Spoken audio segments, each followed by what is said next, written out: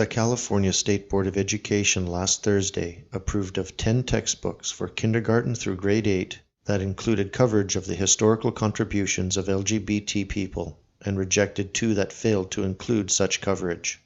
The rejected textbooks failed to abide by California's 2011 Fair Education Act.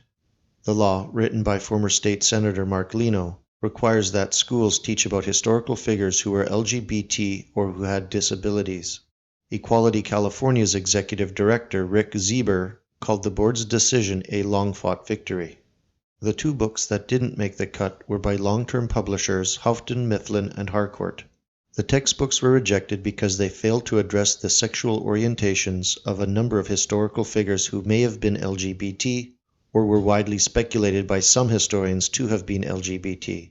These included poets Emily Dickinson and Walt Whitman, authors Ralph Waldo Emerson and Nathaniel Hawthorne, and President James Buchanan.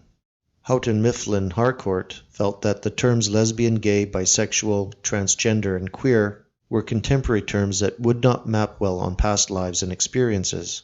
Either way, their public contract with California schools has now been terminated. The 10 new instructional programs were approved by the board for kindergarten through 8th grade history and social sciences.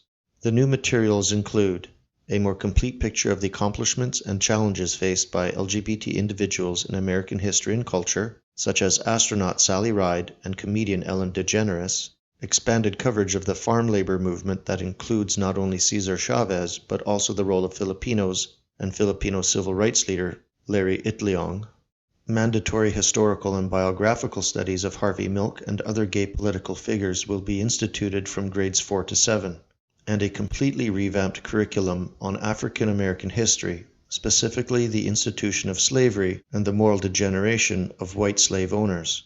Teachers unwilling to follow the new curricula are being asked to consider tendering resignations by June of 2018. With several laws on the California state docket in the spring that cover issues such as parental custody and ward of state injunctions, do not be surprised that this recent act of enforced indoctrination won't come with the following caveat sometime soon: that if you want to keep your children, then you had better keep your trap shut, and let us reframe their thoughts, perceptions, and futures.